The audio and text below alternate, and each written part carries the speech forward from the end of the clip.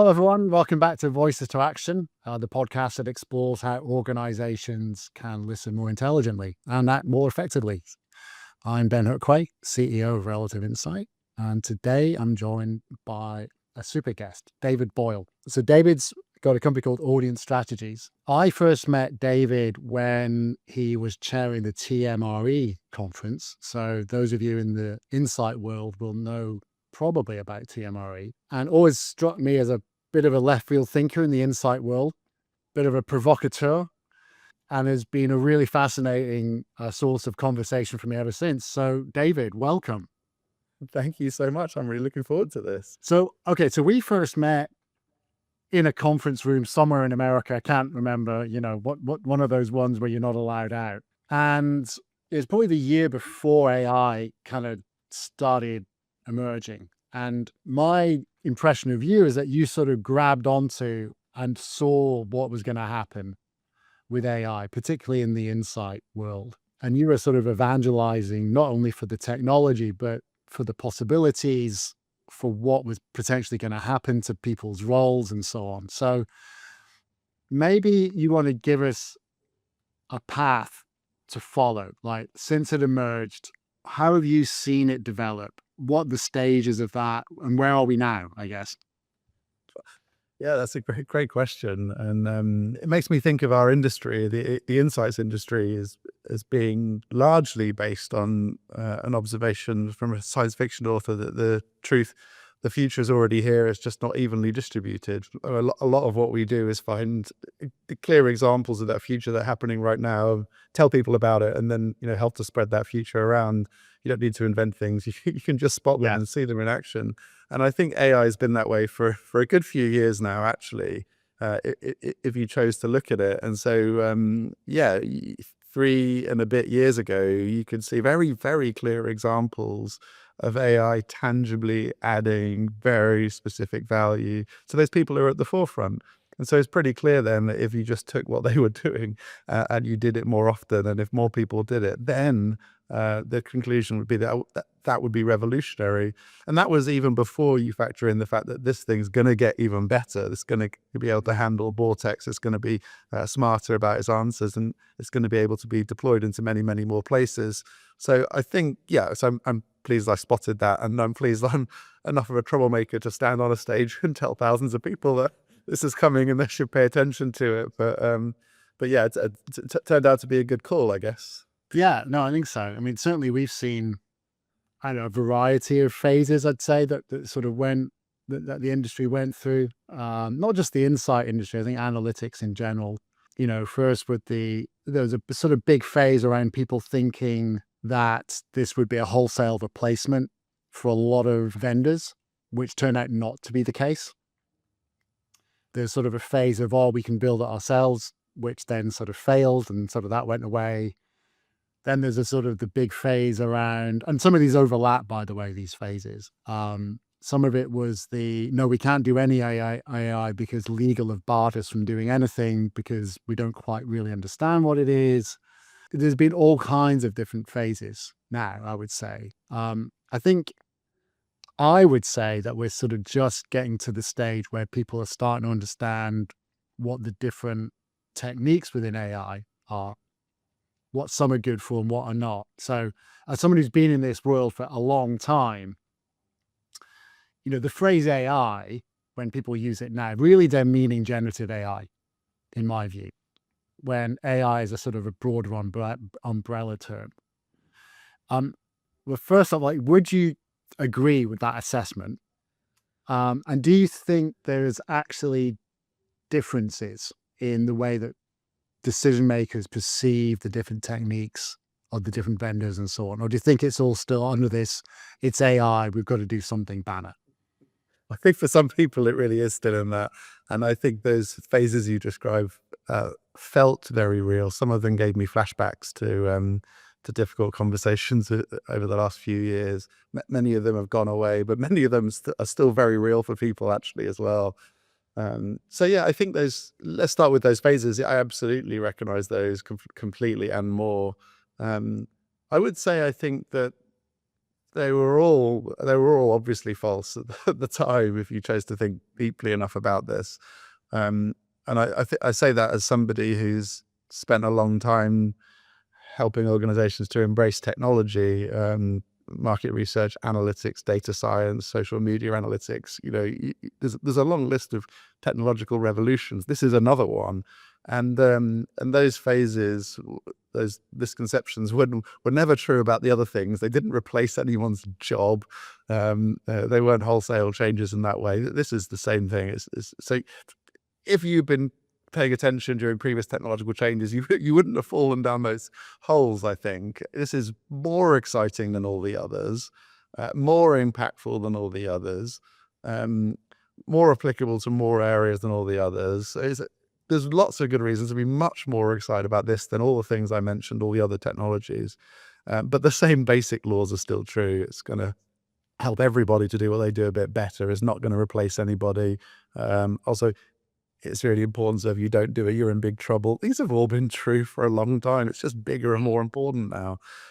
So yeah, I think, so they are true. They're still true for some people. They are false. They're still true for some people, but they were predictably false from early on, I think. And then I think many people are really, really, really struggling with this still. So I've been out to interview a bunch of insight leaders, 30 so far at major corporations, and I was surprised at how many are still struggling with many of these issues, these misconceptions, these kind of barriers. So I think we've got a long way to go before people widely understand what this is and how it works, even though the features here is just not evenly distributed. And so we've got a long journey to go on. Fascinating. Yeah. So I think, let's talk a bit more about your sort of anonymous interviews. I assume they were anonymous. Yeah. So I think, if you're a senior stakeholder, you've got a lot of different sort of pressures on you around this topic. You've got the board saying we must do AI stuff. And really, they do sort of, sometimes it's as bland a statement as that. And so they're kind of looking, they are looking for projects which have AI, which maybe have some sort of resonance, some provable thing. They've, usually got, in a team, they've got different attitudes to adoption. They've still got to prove an ROI out of it. They've still got to, think about how does this fit in my organization, not really today, but my organization of the future. So, of all of, and there's other factors, of course, as well, which I haven't listed. So is there a big difference, would you say, between the sort of public proclamations and the private confessions? Oh yeah, absolutely. Which I got to say was the reason I did these interviews. I had this theory that there was this I knew there was this difference, and so I wanted to go get the real stories from people off the record or under the Chatham House rule, and then be able to tell those stories without identifying people, so that we could all just be a bit clearer about what's really going on here and have less kind of nonsense and waffle, more just truth and honesty. So that's the reason I did it. I thought that would be the case. I've got to say I was massively surprised at how much was not talked about. It really surprised me, and I thought this would be the case. So the highs that people have achieved through AI were higher than I expected quite often, which I quite a grasp on that. And some of the lows, whether it's failures or barriers as well, were much lower and more consistently existing than I had expected. So for sure, it painted a much richer and more diverse, a more exaggerated view of the world than I had before. And I thought I was at the forefront of this. So yes, very helpful is the answer. So let's do the lows first. So are the lows kind of consistent in terms of, barriers to projects being fulfilled or bureaucratic barriers, or is it lack of adoption by other stakeholders? Like, were there any like common patterns to the lows? I think a common pattern is that almost every organization had many significant different and significant barriers between them and AI. I think of it as AI transformation, because I think AI, the evidence from people who have done it well is that AI should transform the way we do our jobs, no matter what your job is, frankly, and no matter what your process is, and no matter what your team is. It should be transformative, not revolutionary in the short term, but transformative and in the relatively short term. So yeah, almost every org has many very significant barriers in front of them. For some, it's that then they're not allowed to use AI. They're not allowed to use decent AI tools because of legal and other risks. For some, not all. For some, they've got the tools, they've got no training, they've got no support, they've got no guidance. For some, they've got the tools and the training, but they've got no organizational use cases. Nobody's bothered to say, here's a great use case, why don't we share it around? It's just sat there waiting for people to invent use cases. Yeah. And so there's a series of, I think, about 6 different fundamental things that you need if you're going to use AI well. And I'd say almost every org is failing on maybe half or more of those things. So yeah, lots and lots and lots and lots of barriers. I gotta say, I didn't hear of too many failures from the sense of we've wasted loads of money, although there were absolutely a couple of those. I didn't see many failures from the point of view of we drew the wrong conclusion and made the wrong decision, although there were definitely some of those as well. It's mostly a failure in the lack of ability to get the benefits out of this, or a failure of like time wasting, because vendors are slapping AI on everything, wasting our time. We scratch below the surface and there's really nothing there. So there's a lot of time wasting and a lot of lack of action, but not a lot of wastage actually. So that's good. Yeah, that's really, yeah. So I mean, I agree on the vendor side. It's like, AI powered. It's slapping on a Gen AI and sticking a summary up is not, really that innovative anymore. I think what you say about the use cases rings true. There was a report a few weeks ago which got a lot of traction in the US press around people not being able to quantify the ROI of OpenAI deployment. And I thought that was kind of like, I wouldn't say complete nonsense, but it was pretty misleading in my view, because what it actually said was CFOs are struggling to quantify the benefit of generative AI. And that I get, because most applications are personal workflow things. And so it's very difficult for my CFO to sort of monitor my productivity, like pre and post OpenAI or Anthropic or whatever I'm using at the time. So that's very difficult. So that's just not being able to measure it. That doesn't mean it doesn't exist. And I think that some of the struggle with the use cases have been, it's only possible to really do a clear ROI on a use case where multiple people are doing the same thing over and over and over. And this is the reason why customer service in call centers has kind of been the key use case that everyone points to, because it's same process, lots of people, easy to measure the ROI. Yeah, absolutely. And good luck to the CFO who's shown the ROI on computers. Good luck to the CFO who's shown the ROI on email. Good luck to the CFO who's shown the ROI on internet access. And so I don't think we think it's the same logic. We can't do one. Yeah.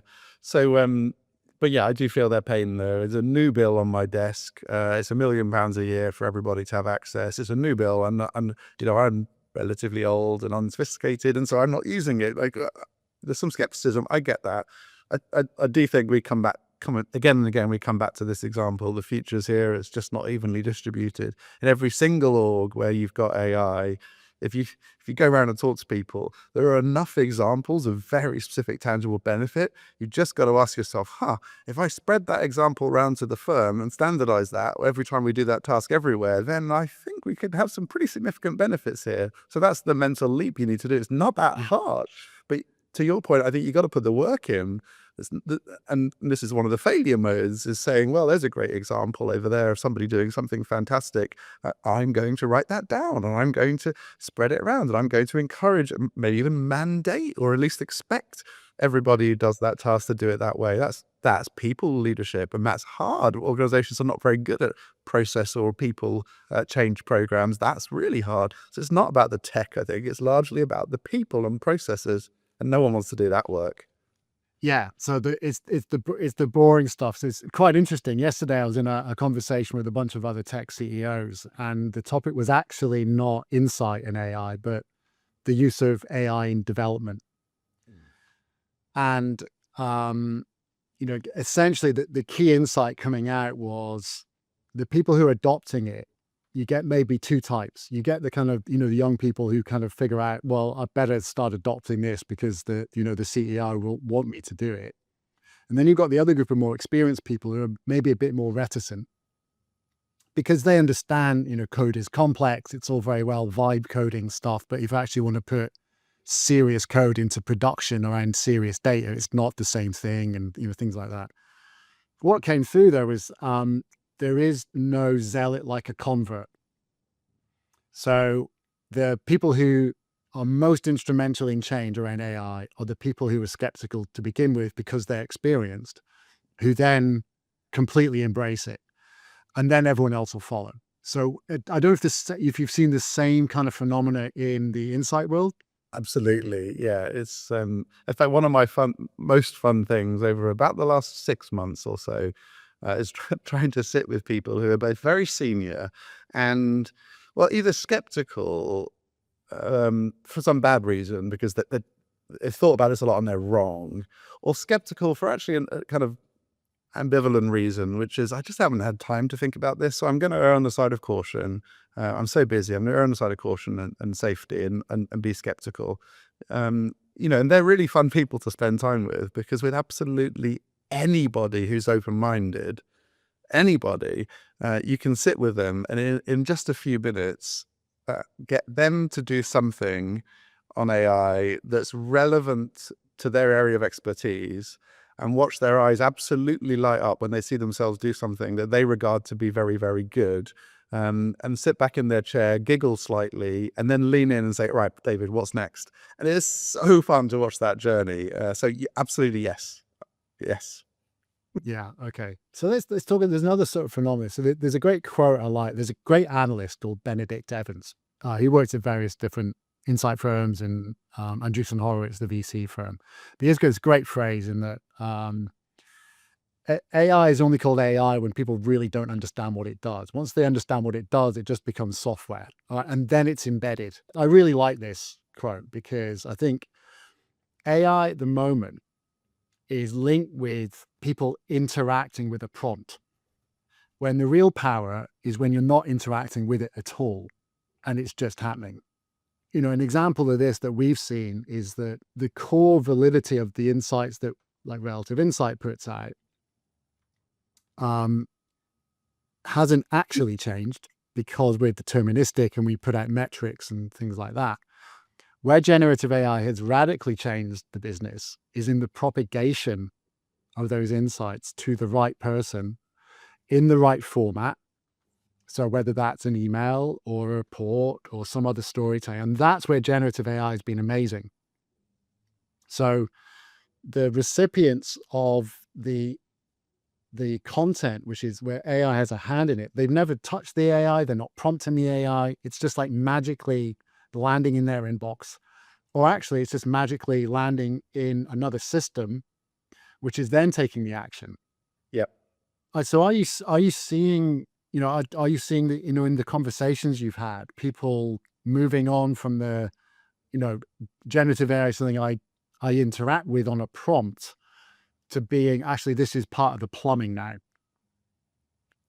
Yeah, it's a good, very, very good angle on it. So I'd say, first of all, very few people have got to where you've got to in terms of having a very hard line on the fact that insight generation should be deterministic and repeatable and reliable with certainty, and recognizing out loud, saying out loud that AI or language models, I think, is what we're really talking about underneath this. Language models can't do that, and therefore I'm going to keep them away. I think that's a really beautiful and profound, clear insight that most people haven't got to. On the other hand, saying, well, yeah, AI can help distributing, bringing to life, interpreting, and therefore I'm going to focus my efforts there and not there. Most people are not clear, and so they're not doing that. I think what you've done there is, I love it, absolutely love it. I would say, though, that, and people need to go on that journey, but I would say there is tremendous value to unlock still by prompting and responding. It is unbelievably helpful to a human who's willing to do that. Unbelievably helpful to help them to help provoke their thinking, inspire their thinking, shape their thinking, suggest solutions, suggest insights that then need to be validated using deterministic means. But absolutely unbelievably helpful. And so maybe one insight is a lot of people are going the hard road of what I've just been talking about rather than the easier road of starting where it's not controversial. So yeah, no, I don't think many people are doing that. Yeah, interesting. So we've dwelt enough on the sort of the failures of the senior people. Let's talk about the sort of successes. I know it's difficult for you to give specific examples, but if you could sort of paint a picture of where something has really exceeded expectations in its output or its deliverable or the benefit to the business, that would be fascinating to hear that. Yeah, there's a few really good examples, I think. So let me give you a few different flavors, and some of these have positives and negatives in them. I'm going to warn you, but there's certainly positives, and let's focus on that, and then talk about how to get rid of the negatives. So one insight leader in a very large global brand, very proud off the record to talk about the fact that their insight team was now doing meaningfully more work, double-digit percentages more projects, more work to support their stakeholders on meaningfully fewer people, double digits percentage fewer people. That is a tremendous improvement in insight productivity. That is a huge win. Having fewer people to do that rather than keeping those people and having those existing people do even more work is a choice. It's not an AI impact, that's a budget impact. And so there's a downside, losing some people, but there's absolutely an upside there, and they've chosen to spend some of that upside using a reduction, I should say a natural reduction in team, not a mandatory one in that example, but still meaningful benefit. Another insight leader talked about a $1.5 million a year contract with a vendor they were able to get out of because they were now able to do that work internally where they wouldn't have been able to without AI. Again, there's downsides and upsides there, but there's a meaningful, tangible benefit to AI in that case. Another insight leader, another major global corporation, said that they are so clear in their internal work about the power of AI. They've said to all of their vendors, if you're not using AI, then you're not for us. We just don't believe you're fit for the modern world, and we will not work with you in the future. Get your act together. And that's such a deep commitment based on experience to the results being there that you have to salute that. Although again, it comes with some downsides. And finally, there's a leader of an insight team in another major global corporation, and they have more than 100 analysts in their team, and they're very clear that they will not be hiring junior analysts in their intake this year, certainly not anything like the level they did before, because their existing team can just do more now. They don't need the junior people, which again is a decision. It's not a logical consequence of AI, but again speaks to benefits. So they're there, and people are finding them. Not everyone though.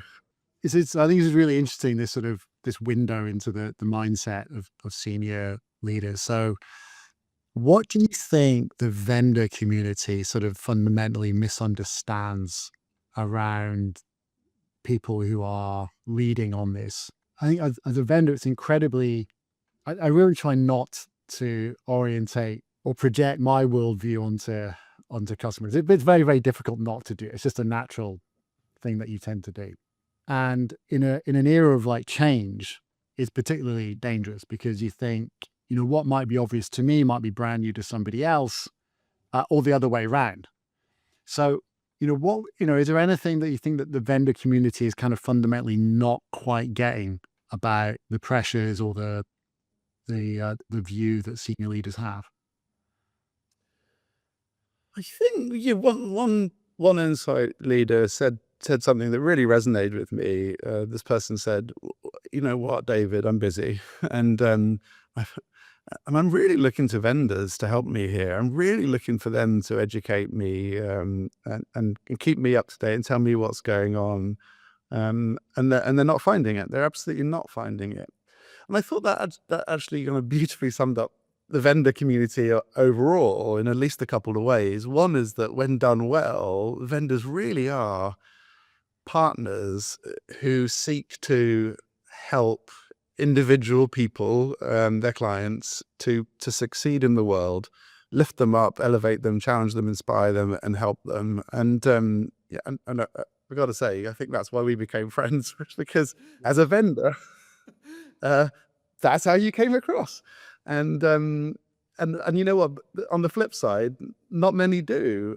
You walk around a conference or get calls or emails in your inbox every single day from vendors. That is not the vibe they give off.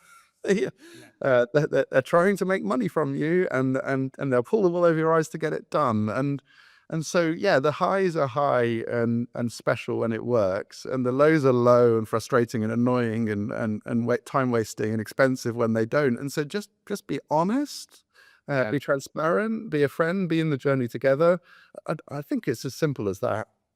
Yeah, I think it's interesting. I think there's a few. So, as a vendor, my job, I guess, is to have a simple message that is scalably communicated to the right people.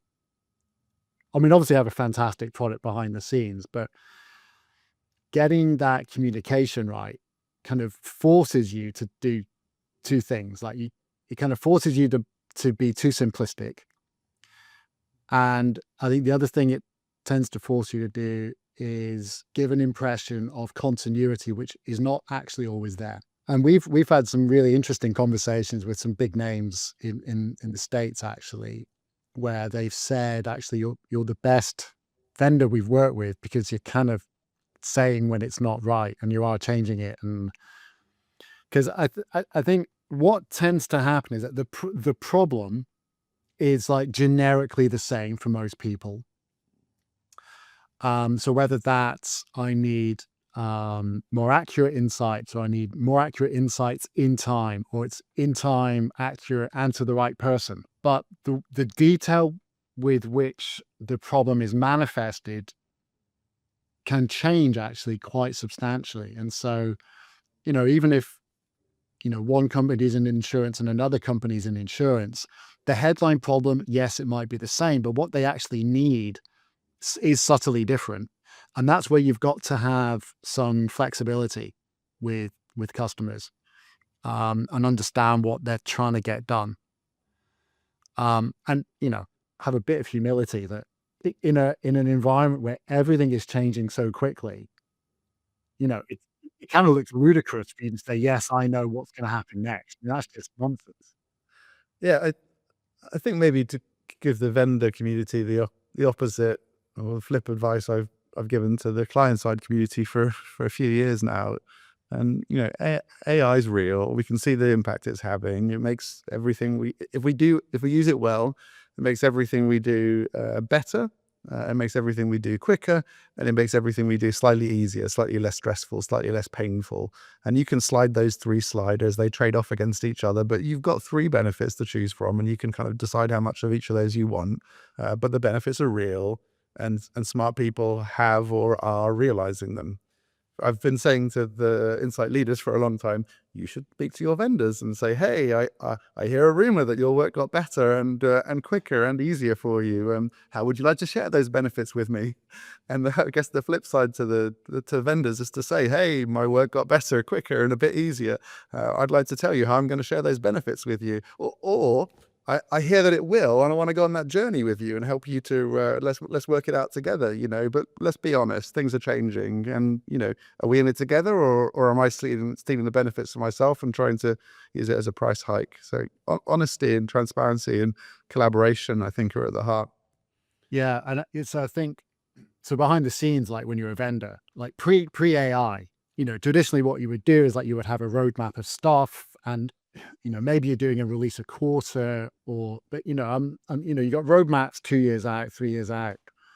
Um, but these days it's weeks. I mean, we're delivering stuff which was an idea and became a product in like 8 weeks. So that's kind of the reality of the world. So somehow we've got to figure out how to communicate that cadence, because most communications from vendors are based on a long-term roadmap. This is what we do. This is why it's great. And, and that's going to be true for 6 months until we do our next release. And then it's going to be slightly different. When actually it's constant now. There's a few other things I wanted to sort of talk about, actually. One is I'm really interested in the data that the insight leaders are actually analyzing now. Certainly, I remember that when social media listening kind of peaked and then kind of collapsed as a data source for interesting insights. I still remember talking about actually the momentum will move towards first party data. That's the important stuff, the stuff that you're collecting. The insight world, of course, collects data, whether it's panels or surveys or whatever other mechanism. I'm really interested to hear whether the insight leaders maybe they're starting to look at other first-party data to analyze to get what has been traditionally a kind of consumer research. So whether it's, I don't know, call transcripts or, that kind of thing. Has there been any movement on that? I have to say, I don't think so, no. But because most are still stuck at a relatively early stage in their AI journey, their AI transformation. And so, yeah, if you don't have the apps to play with or the permissions or the use cases or the training, you haven't yourself internalized the lessons that you've read about, which is that, oh my God, free text is more powerful than it's ever been before, and I can do more with it and bring it to life more. And so that is a fundamental lesson, but really hearing it is one thing, and seeing that and doing it yourself is radically changes your understanding of that. So many people have frankly not properly realized that key insight yet.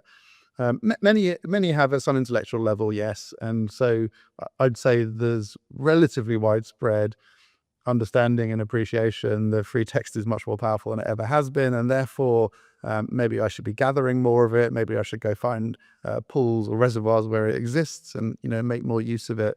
But then we come back to this problem, which you've got a very clear point of view on, around deterministic, reliable interpretations and probabilistic, rough guidance conclusions that AI language models can help us draw from it. And so a large corporation I was working with the other day shared a detailed analysis of a very large pool of open-ended feedback that they'd received. I mean, a very, very large pool of it. And they had spent months using language models to try to bring to life that in really smart ways, sophisticated prompt engineering, proper data science applications of language models on this. And they'd largely concluded, I think what you'd concluded, which is that it just can't reliably do the job. And it seems like it can, but there was lots of biases in the language model's training that caused it to interpret comments in ways that you wouldn't have interpreted them. Yeah. It was unpredictable, unreliable. Classification doesn't work great. Not that these things can't help. They can, but it's not the solution many people put it out to be. And so they ended up using pretty deterministic models in the end, and actually lots of keyword counting as well. So I think many people recognize the power of it and recognize of open-ended data of free text.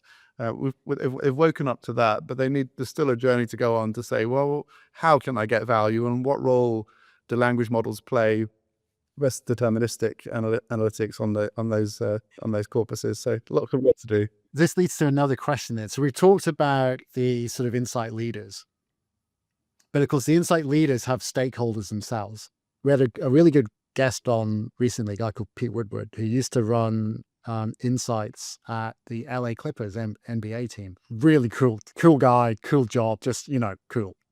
And, he made the point that there's no point having, any kind of insight vendor unless what it's kind of spitting out is credible, not just to him, but easily credible to the stakeholders. Because at the end of the day, we're only doing all of this stuff to take some action. So have any of the people you've talked to encountered skepticism from their stakeholders on the insights they are now producing? Absolutely. Absolutely, yes. Um, and a flip problem exists as well, actually, I think. So yes, I've got to say, my experience of insight leaders in general is not that they're, sorry, let me rephrase that, is that they're not great at leading their decision makers, leading their stakeholders in the embrace of new technologies. So many awesome new insight technologies that I feel like I did a lot of due diligence on, and I feel like I really loved. I noticed were not getting traction in the market, mostly because insight leaders were not able to go lead their stakeholders, take their stakeholders on a journey. So I think insight leaders are not great at this. And yes, absolutely, very many, to the point where one insight leader in the interviews asked vendors to remove the word AI from all of their brochures and contracts, and instead replace the word with machine learning, because that is something that they could get through stakeholders and legal approval. But the word AI caused them all sorts of headaches. So stop the pretense, dumb it down. So yes, that's definitely a real issue. I think on the flip though, you've of course got all of the stakeholders who read the press and are very excited about AI and are demanding now that it's used everywhere, and the insight leaders having to kind of hold back hold that back and channel that. So there's a number of good examples of that as well. Of course, the stakeholders tend to also get sold to by vendors and end up buying things, and the stories of that as well, that the insight team then have to kind of clean the mess up on. So yes. By that, do you mean the stakeholders who are usually the recipients of the insights from the insight team are being sold to directly by vendors? Oh, absolutely. Yeah. You don't need an insight team anymore. Right? You can simply query the data yourself. And Yeah. yeah, and absolutely there are examples of that. So yeah, I think that's a problem we've had in self-service surveys and social media analytics. It's a pervasive problem in the insight community anyway, and it's a healthy tension forcing the insight teams to step up their game and better serve stakeholders so they don't serve themselves. But yeah, we've got all those challenges in this world as well. So what do you think then the next, I was going to say 2 years, but that seems like an impossibly long horizon these days, doesn't it? I was going to ask you about two things. Like, one is like, what do you think is next? But then within that, synthetic data, pros, cons, attitudes. What is it? Understanding of it. I don't have a dog in this fight. We just analyze data. I'll be fascinated to hear the stories of your conversations around that. Okay, so for the next, I think 2 years is actually kind of reasonable on one level. For the next 2 years, I can tell you what I think should happen and could happen. And then I think the question is, will people go on this journey? I think what people should do, if I look at successful AI teams, those teams that are having the benefits, seeing the benefits, feeling the benefits, I think there's a journey from obviously getting access to the right tools, and that requires legal and all sorts of stuff. Then I think there's a journey of making sure that you give your teams the foundational skills they need in order to be able to actually use these things well.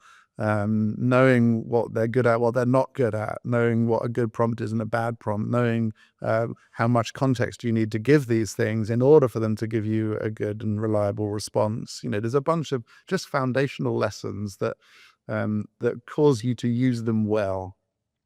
These lessons, by the way, are also the same lessons that you need if you're going to evaluate vendors and really understand whether the vendor's doing smart work or not, and then really be able to get the most out of the vendor's tools, even if the vendor's abstracted away a lot of the technicalities. These are questions and skills that will cause you to get better responses, get better outputs, get better results from this work. So I think there's a clear journey: foundational skills, personal foundational skills, through to finding and working with the right partners. And I think there's a really nice process there, a really nice framework, a really nice set of things you need to do to go on that journey. And the successful transformations are doing that already.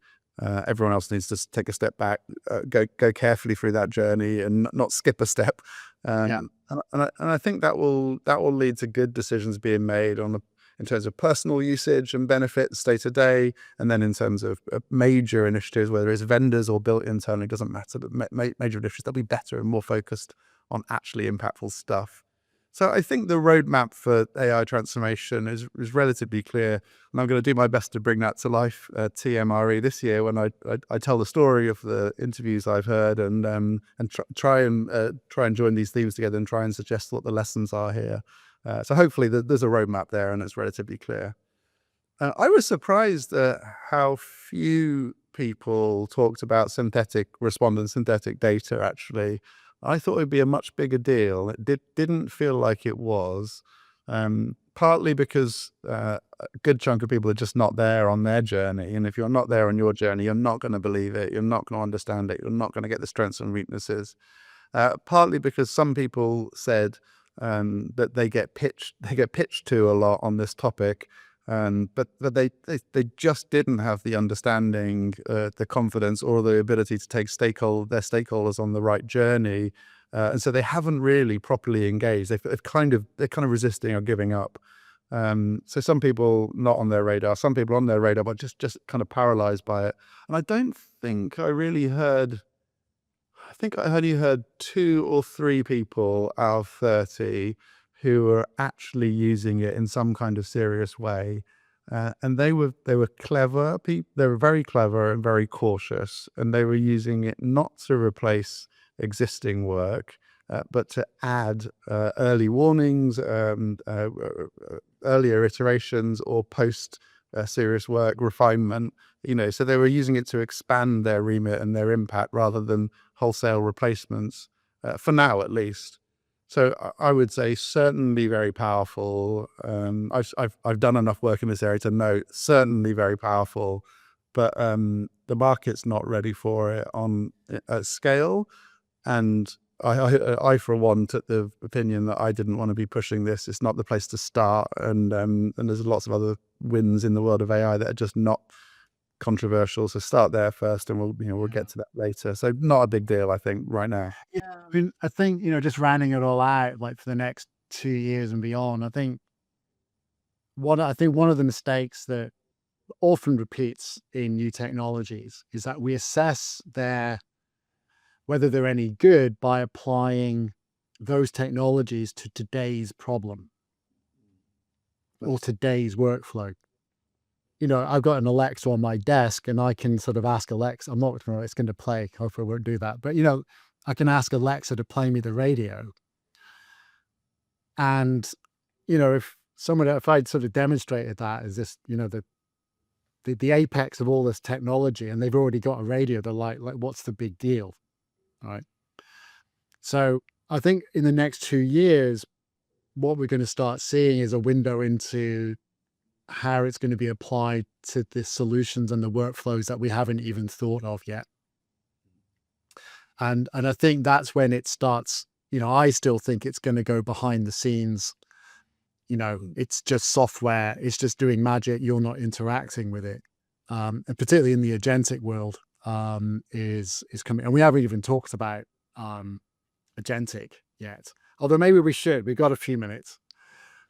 So the concept of agentic, did that even register with people even talking? No. Okay. Very, very simple answer.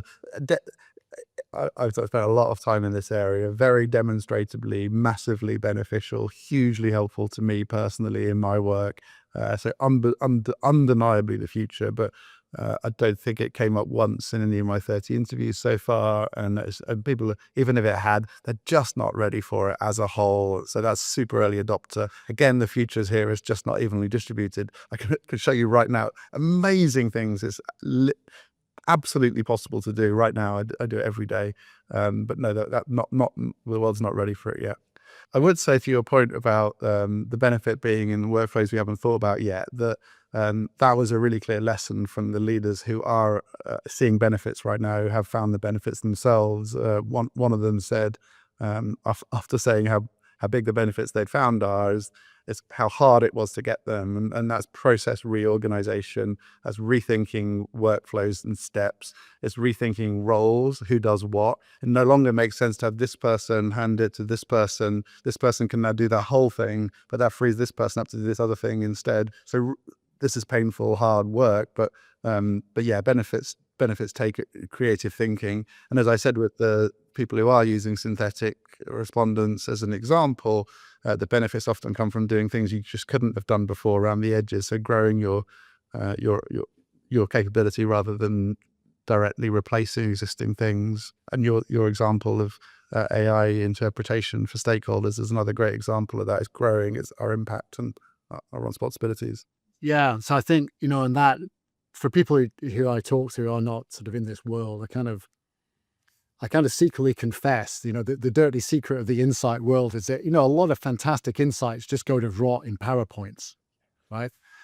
So, an analyst does a fantastic job of like bringing out these insights, and whether that gets acted on depends on whether, David walks down the corridor to talk to Jeff, who, may, pass it on to Sharon, his boss. And yeah, but if any of those things don't happen, if any of those steps don't happen, then nothing happens. And so, I think we're big believers in this sort of agentic world. Just to define that, generative AI, as people know it at the moment, is where it's reactive. So you kind of give it a prompt and it kind of gives you something back, and then you refine that and then it comes back and so on. An agentic system is where you sort of define a problem and a set of resources for the AI agent to go and draw upon, to go and solve the problem, understand how it can best solve the problem, learn, iterate, repeat. So it's proactive. It's a proactive system. And I think so we're seeing a lot of that, in a lot more talk around that, and actually actions that we're involved in the sort of CX and voice of customer world, which is increasingly starting to overlap with the insight world. But I think in the next 2 years, I think that's probably where the big moves are going to be, I would say. And that will force people to think, okay, my job is now not to come up with, amazing insights and walk down the corridor and give them to Jeff, but imagining that future where you don't have to do that, that's actually quite hard to do that. Yeah, the possibilities are absolutely amazing, and again, I think like they're here right now. Go look at them, and then all we need to do is spread them around. Since we're talking about agents, to give you a small example, I was in a meeting earlier with a senior leader, and on the slide it said 42, and the person said, no, I'm pretty sure it's not 42. I'm pretty sure it's much bigger than that. And so without interrupting the conversation, I asked my agent, which in my case was Claude Code, I said, Bob thinks it's not 42, it's much bigger. Can you check this for me? And at the corner, it was so fun. At the corner of my eye, I watched Claude Code say, where does 42 come from? And he read the presentation and said, okay then, where'd that come from? And went to find the source document. And then he said, where did that come from?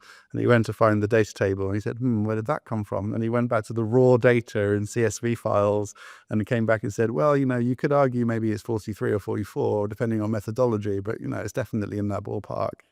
And to watch it just go do all that work for me at the corner of my eye while I'm chatting to this guy, it's absolutely magical. And that's what we're talking about here. Fantastic. All right. Well, I think we'll end on the magical. David, that's been absolutely fantastic. Thanks for doing this. So where can people hear about these insights and when? I mean, I know you're doing TMRE. Yeah, come to TMRE in Vegas in what, late October. Late October. Or look out on LinkedIn.